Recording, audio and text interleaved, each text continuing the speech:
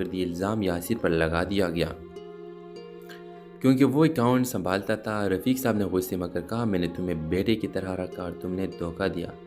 یاسر نے لاکھ کوشش کی کہ اپنی صفائی دے سکے مگر کوئی سننے کو تیار نہ ہوا۔ ہینا کو جو پتہ چلا تو وہ فوراً سامنے آئی اور کہا، ابو یاسر ایسا نہیں کر سکتا، میں اسے جانتی ہوں۔ یہ سن کر رفیق صاحب چونک گئے، تم اسے اتنا جانتی ہو؟ ہینا نے ہمت کر کے کہا، جی ابو، میں یاسر سے شادی کرنا چاہتی ہوں۔ یہ سن کر گھر میں طوفان آ گیا۔ رفیق صاحب نے یاسر کو برا بھلا کہا اور دکھ کے دے کر نکال دیا۔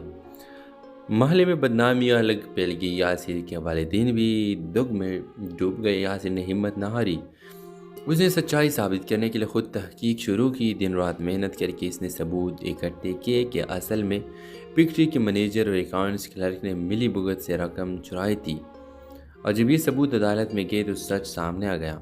رفیق صاحب کے قدموں تلے زمین نکل گئے۔ انہوں نے یاسر سے معافی مانگی مگر یاسر نے صرف اتنا کہا، میں نے کبھی عزت یا پیسہ نہیں چاہا، صرف سچ چاہا ہے۔ ہینا نے اپنے والد کو کہا، ابو، یہی وہ انسان ہے جو دولت کے بغیر بھی سب سے امیر ہے۔ رفیق صاحب خاموش ہے۔ کچھ وقت لگا مگر آخرکار انہوں نے ہینا اور یاسر کی شادی کی اجازت دے دی۔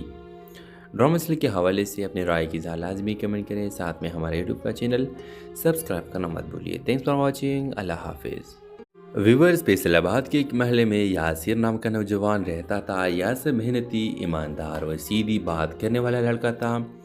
وہ ایک چھوٹے کپڑے کی فیکٹری میں اکاؤنٹنٹ کی نوکری کرتا تھا۔ گھر میں والدین اور ایک بہن تھی جن کی ذمہ داری یاسر کے کندھوں پر تھی۔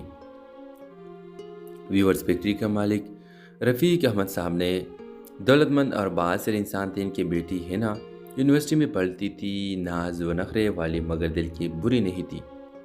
ایک دن ہینا فیکٹری آئی اور یاسر سے پہلی ملاقات ہوئی۔ یاسر کی سچائی اور شرافت نے ہینا کو متاثر کیا اور آہستہ آہستہ ان دونوں کے درمیان بات چیت بڑھنے لگی۔ 6 مہینوں میں ہینا نے یاسر سے اپنے دل کی بات کہہ دی۔ یاسر حیران بھی ہوا اور پریشان بھی۔ ہینا بی آپ کے اور میرے درمیان زمین و آسمان